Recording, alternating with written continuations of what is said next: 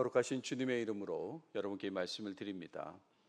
오늘 말씀의 시작은 우유부단이라는 말로 좀 시작해 보겠습니다. 우유부단. 어물어물 망설이기만 하고 결단성이 없는 모습을 우유부단하다라고 합니다. 우유라는 말이 넉넉하고 부드럽다 뭐 이런 뜻으로 이해할 수도 있겠지만 그게 어물어물 망설이는 그런 모습으로 이제 이해한 것이죠. 그리고 결단하지 못하는 모습입니다. 살다 보면 결단을 해야 하지만 쉽게 결단하지 못하는 경우가 있죠. 그 결단의 방향에 따라서 발생하는 결과가 너무나도 큰 대조를 이루거나 또는 한번 결단하면 되돌릴 수 없을 때에 더 그렇습니다. 쉽게 결단하지 못하죠. 물론 사소한 부분에 대해서도 결단을 내리지 못하고 우유부단한 모습을 보이는 그런 사람도 있습니다. 식당 가서 음식을 선택하는 데 있어서 결단을 못 내리는 사람도 있죠. 휴식, 관광, 쇼핑 이런 것들과 관련해서 결정을 잘 못하는 사람들이 있습니다.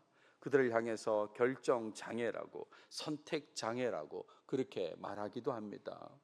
식사 시간이 다가와 가는데 여러분 보십시오. 어떤 거 선택하시겠습니까? 보자마자 나는 이거 왼쪽 오른쪽 이렇게 선택하시는 분도 있지만 또 그때마다 뭘 선택할까 주저하는 분도 있잖아요. 그렇지 않습니까? 우유부단한 사람은 결정하는 것을 어려워합니다. 그러다가 때로는 결정하는 것 자체를 포기하기도 합니다. 결정을 못하고 그냥 계속 주저주저 하다가 어떤 때는 결정 자체를 포기하기도 하는 것이죠. 이렇게 결정을 잘 못하는 것에 대해서 앞서 결정장애, 선택장애라고 했지만 햄릿 신드롬이라고 그렇게 부르기도 합니다. 셰익스피어의 햄릿 아시죠? 그죠? 거기에 나오는 유명한 표현 to be or not to be, that is the question 이라고 하는 그 문장에서 나온 것입니다. 사느냐 죽느냐 그게 문제라고 우리가 그렇게 번역하지 않습니까? 그것과 관련된 신드롬이다 이런 말입니다. 실제 영국에서 햄릿 증후군이 있는 사람들을 대상으로 테스트할 때 사용하는 항목들인데요, 7가지를 제가 보여드릴 텐데 여러분 스스로 한번 체크해 보십시오. 나는 몇 가지가 해당이 되나 한번 체크해 보세요. 첫 번째, 마음에 드는 물건의 가격이 완전히 떨어질 때까지 기다리다가 결국 놓쳐서 구매 못한 적이 있다. 두 번째, 무언가를 구매할 때 색상을 정하지 못하여 한참을 망설인 적이 있다. 세 번째, 무조건 비싼 제품만을 고집한다. 그러니까 선택을 못해서 무조건 비싼 제품만을 고집한다. 네 번째, 직장, 학교와 같은 시설에서 나에게 어려운 일을 맡기진 않을까 걱정부터 앞선 적이 있다. 다섯 번째, 남이 무언가 요구하면 거절하지 못하고 결국 들어준다. 여섯 번째, 많은 사람 앞에서 연설이나 발표를 하지 못한다. 마지막 7번째요, 부당한 일을 당하였지만 제대로 목소리를 내지 못하고 혼자서 감당한 적이 있다. 여러분 개인적으로 몇 개 해당되십니까? 말 안 하셔도 됩니다. 스스로 나는 몇 개 해당되나?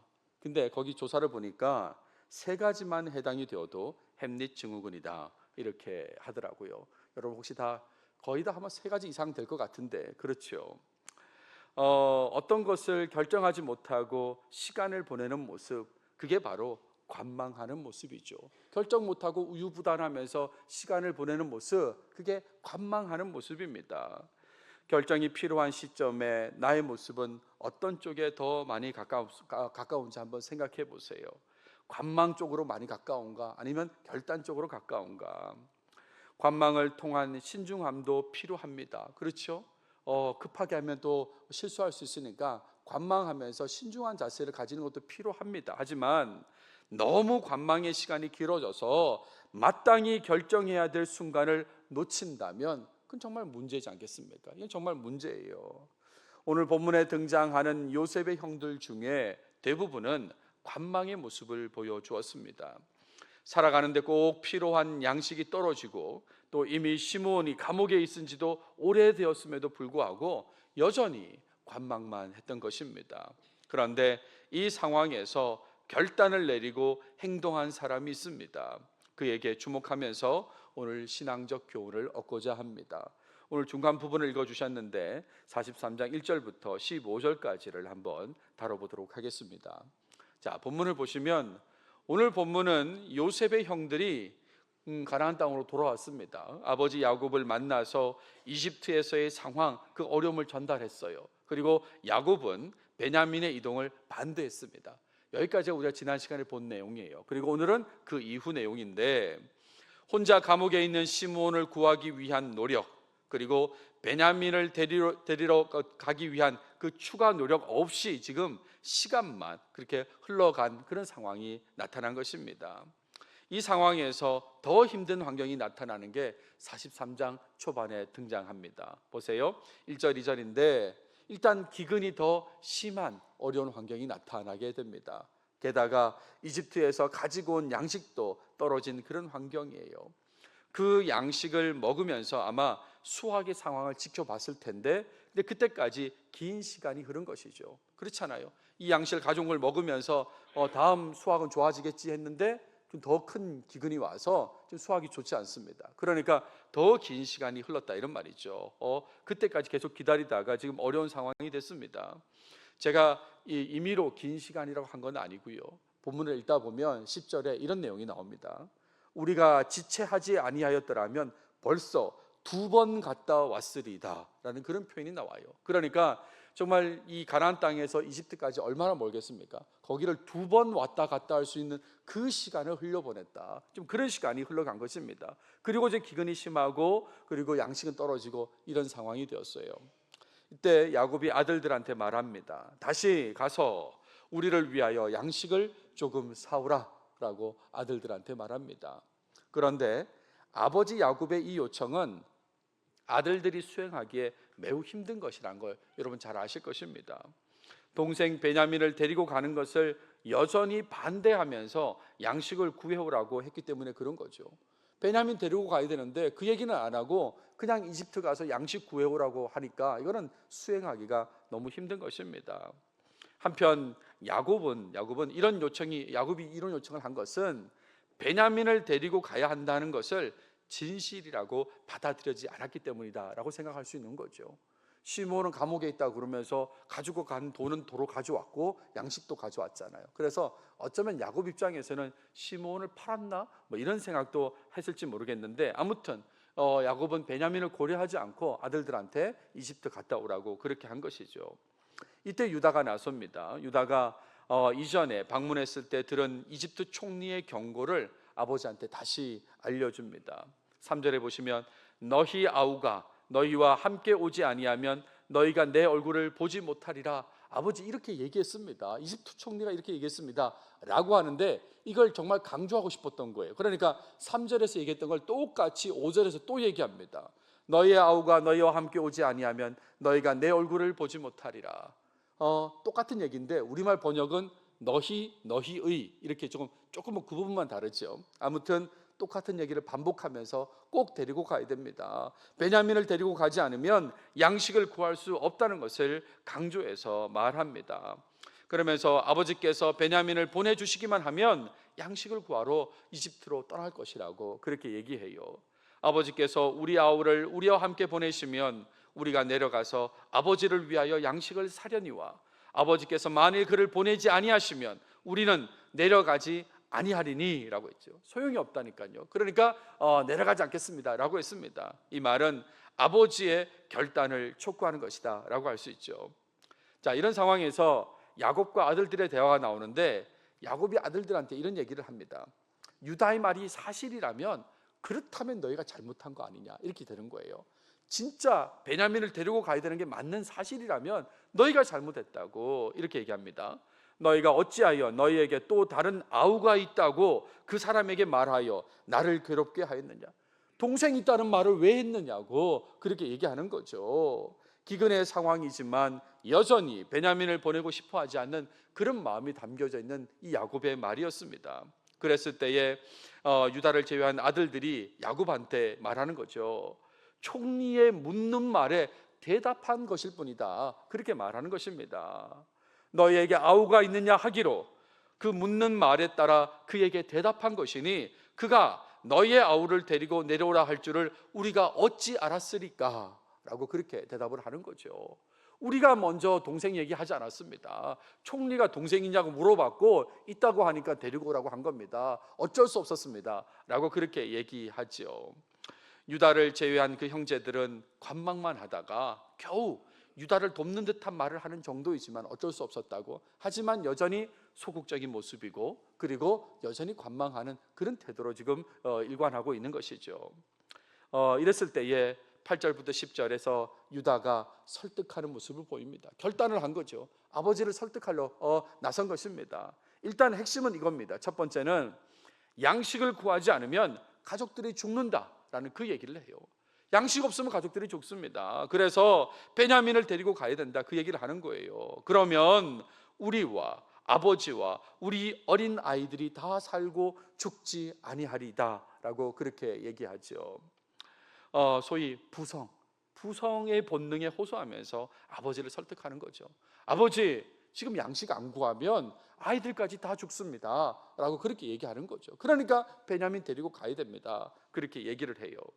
두 번째 설득하는 내용은 내가 베냐민을 위한 담보가 되겠습니다 라고 하는 그런 내용입니다. 쉽게 말하면 목숨을 걸고 베냐민의 안전을 책임지겠다고, 본인이 책임지겠다고 그렇게 얘기하는 거죠. 본문에 보시면 내가 그를 위하여 담보가 되오리니 아버지께서 내 손에서 그를 찾으소서. 내가 만일 그를 아버지께 데려다가 아버지 앞에 두지 아니하면 내가 영원히 죄를 지리다 라고 했어요.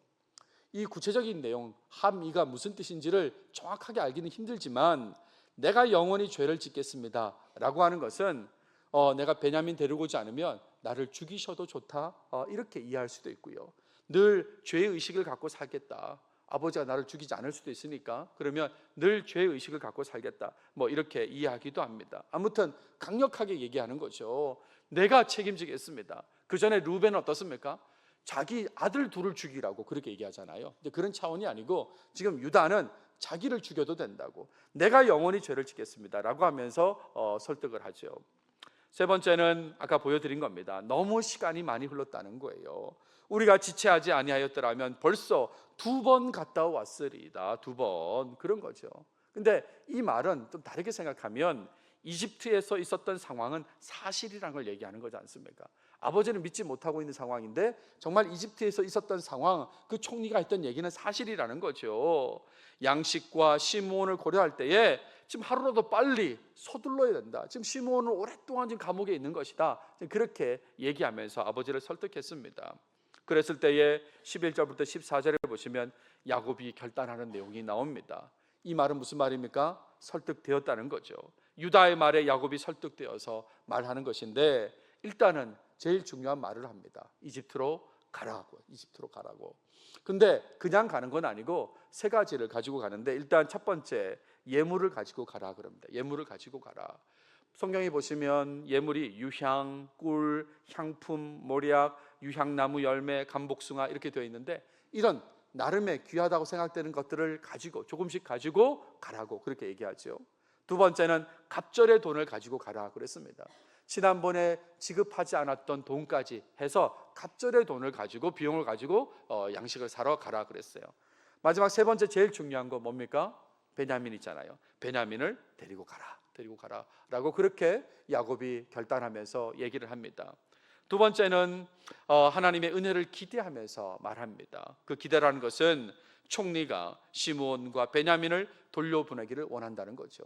이제 그게 사실이라고 이제 믿어서 이제 이렇게 얘기하는 거잖아요. 그러니까 시므온이 감옥에 있으니까 감옥에 있는 시므온, 그리고 지금 데리고 가는 베냐민 둘 다를 돌려보내기를 원한다라고 했어요.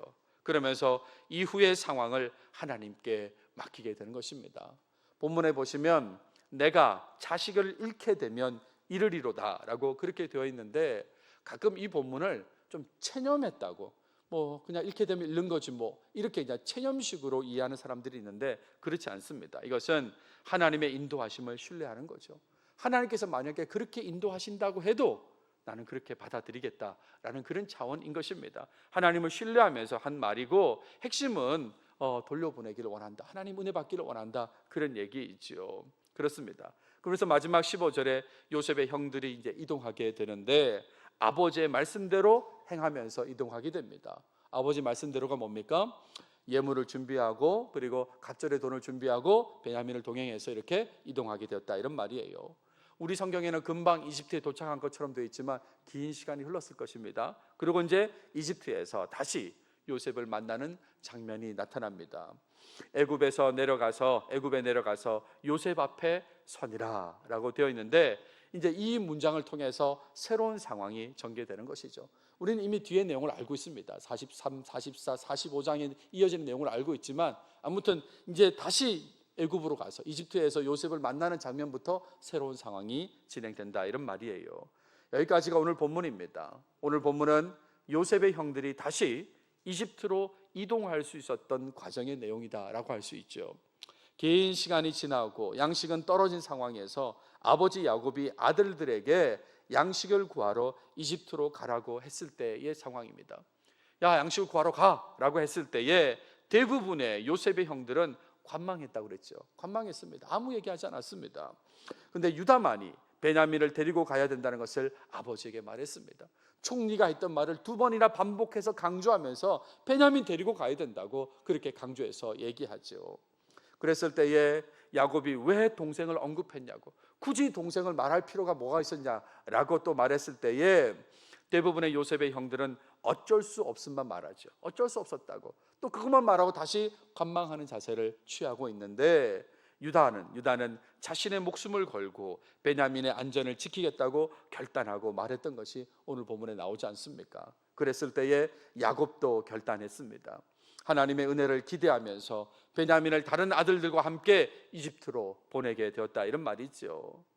유다의 결단이 없었다면, 만약 유다가 결단하지 않고 유다도 다른 형제들처럼 똑같이 관망했다면 야곱의 가정은 큰 어려움을 겪을 수밖에 없었습니다. 그렇죠. 기근 속 양식을 구하는 것, 기근 속에서 양식을 구하는 것, 그리고 감옥 속에 있는 시몬을 데리고 오는 것, 모두 다 실패할 수 있었기 때문에, 그러니까 큰 어려움을 겪을 수 있었다, 이런 말이죠. 그런데 유다가 결단해서 일이 진행된 것입니다. 하나님께서는 그분의 크신 섭리 속에서 야곱의 가정을 이끌어 가십니다. 하나님의 큰 그 섭리 속에서, 계획 속에서 야곱의 가정을 이끌어 가십니다. 이집트에서 요셉을 다시 만나게 하시고, 하나님의 큰 그림 속에 있죠. 또 양식을 얻게 만드시기 위해서, 그래서 상황을 그렇게 몰아가신 거다, 이런 말입니다.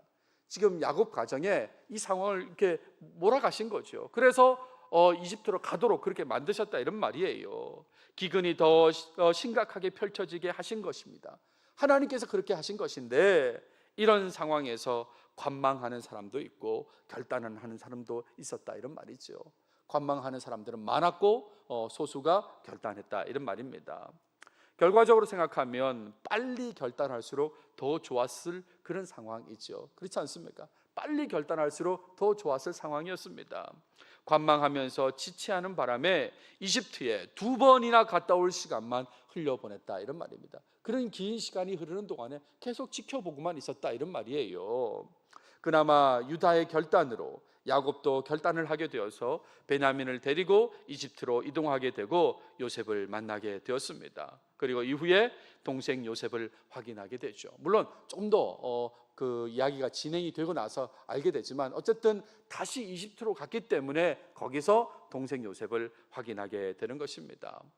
자, 이런 내용으로 오늘 강조점으로 말씀드리고 싶은 것은, 하나님께서 나에게 변화의 환경을 주신다면 그럴 때 관망하지 않고 하나님을 위해서 결단해야 된다는 말씀을 드립니다.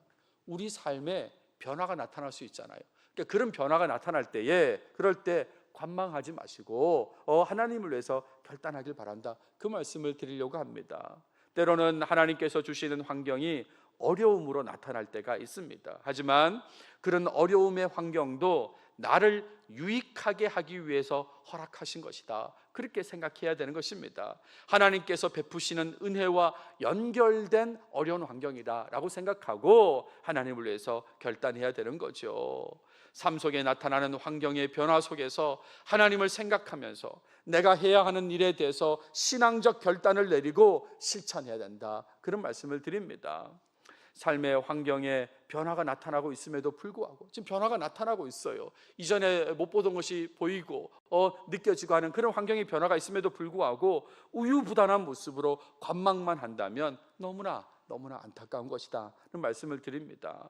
하나님께서 주시는 기회, 하나님께서 주시는 은혜를 무시하는 모습이잖아요. 지금 그 환경에 잘 반응해야 되는데, 결단하고 반응해야 되는데 그냥 관망만 하고 있으면 하나님이 주시는 기회와 은혜를 무시하게 되는 것이다, 이런 말이죠. 만약 하나님께서 환경을 변화시키시면서 신앙적 결단을 요구하심에도 불구하고 관망만 한다면 어떻게 될까요? 관망만 하고 있으면. 게다가 조건이 하나 더 있는데요, 그럼에도 불구하고 하나님께서 포기하지 않으시고 기대하시는 부분이 있다면, 우리가 계속 관망해요. 그럼 사실은 하나님이 거기서 멈추실 수도 있는데 여전히 나에 대해서 기대하는 부분이 있어서 계속해서 기대하시고 이렇게 접근하신다면, 그렇다면 삶 속에 더 심한 기근이 찾아올지도 모릅니다. 하나님을 향해서 결단하도록 만드시기 위해서 하나님이 기대하시는 부분이 있다면 더 심한 기근을 보낼 수도 있다, 이런 말이죠. 더 혹독한 환경의 변화를 경험하기 전에 하나님께서 기뻐하시는 삶의 모습을 실천하기로 결단하시는 여러분들이 되시면 좋겠습니다. 앞으로의 삶 속에 환경의 변화가 나타난다면, 이미 나타나고 있는지도 모르겠습니다. 앞으로 삶 속에 나타난다면 나를 향하신 하나님의 관심을 떠올리시면서 하나님께서 무엇을 원하시는지를 고민할 필요가 있는 거죠. 하나님 뭘 결단하기를 원하십니까? 고민해야 되는 것입니다. 그리고 알았다면 지체 없이 결단하고 실행으로 옮겨야 하는 것입니다. 하나님께서 이전의 잘못된 모습에서 돌이키기를 원하신다면, 그걸 알았다면 확실히 결단하고 회개해야 된다, 이런 말이죠. 제가 지난 주일날 말씀을 드렸지 않습니까? 회만 하지 마시라고, 뉘우치고 그냥 안타까워하고 과거의 잘못에 대해서 그냥 그렇게만, 그런 감정에만 머무르지 마시고 개해야 된다고요.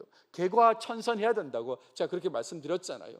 하나님께서 그런 마음을 주신다면, 지금 변화된 환경을 통해서 내가 회개하기를 원하시는 그런 마음을 주신다면 결단하시고 회개해야 되는 것이지요. 뿐만 아니라 예배에 대한 마음을 주시면 예배하기로 결단하시고 실천해야 되는 거죠.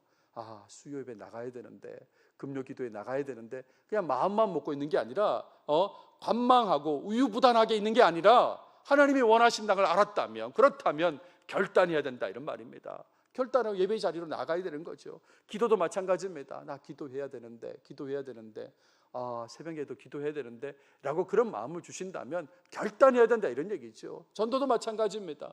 전도용품 나눠줘야 되는데, 또 복음을 전해야 되는데 라는 그런 마음이 있다면 결단하시고 실천으로 옮기셔야 된다, 그 말씀을 거듭거듭 드립니다. 여러분, 날씨가 추워졌죠. 내일은 더 춥다고 그러는데 한번 상상을 해보십시오. 추운 날씨가 나타나서 좋은 외투를 하나 사야 된다는 생각을 했습니다. 그리고 찾아보던 중에 사고 싶은 제품을 발견했습니다. 그리고 가격도 매우 적당하다는 걸 알았어요. 그 사고 싶은 제품이 원래는 비싼 제품이었는데 홈쇼핑에서 매우 똑같은 거를 아주 적당한 가격으로 팔고 있습니다. 그런데 그 홈쇼핑 그 TV 그 채널을 늦게 발견한 거예요. 그래서 보자마자 이 가격은 확인했는데 이런 사인이 뜨는 거죠. 마감 임박이라고. 곧 그렇다고요. 여러분, 어떻게 하시겠습니까? 구입하시겠어요? 안 하시겠어요? 관망하시겠습니까? 관망만 하면 결국 놓치게 되는 거죠. 놓치게 되는 것입니다. 우유부단하면 안 된다, 그 말씀을 드리고 있다, 이런 말이에요. 하나님께서 환경을 통해 사인을 주실 때에, 환경의 변화를 통해서 사인을 주실 때 관망하지 않고 하나님 앞에서 마땅히 해야 될 일을 적극적으로 결단하고 실행해야 되는 것입니다. 그거 했어야 된다라고 생각이 든다면 결단하시고 행해야 된다, 이런 말이죠. 여러분 잘 아시는 표현, 강 건너 불구경 아시지 않습니까? 그렇죠? 지금 내게 주어진 환경인데, 내 삶에 벌어진 변화된 환경임에도 불구하고 강 건너 불구경하듯이 저기 불이 났구나, 어떡하나, 이런 식으로 바라보면 안 되는 거죠. 자기와 관계없는 일로 생각하고 무관심하고 방관하면 그게 바로 관망하는 자세이지 않습니까? 그러면 곤란하다, 이런 말이에요. 하나님께서 포기하시든지 아니면 하나님이 여전히 기대하시면 더 혹독한 그런 기근을 보내시든지 그렇게 할 텐데, 여러분 빨리 반응하시기 바랍니다. 결단하시고 하나님께로 향하시기 바랍니다. 여러분 잘 아시는 대로 오늘 바자회가 있습니다. 이미 시작되었죠. 10시부터요. 여러 사람들이 여러 날 수고했습니다. 자신이 아니라 타인의 유익을 위해서 애쓰면서 준비한 바자회입니다. 그러니까 하나님의 사람이라면 하나님의 사람으로서 이웃 사랑을 실천하기 위해 어떤 부분을 결단해야 하는지 고민하고 실천해야 되는 것입니다.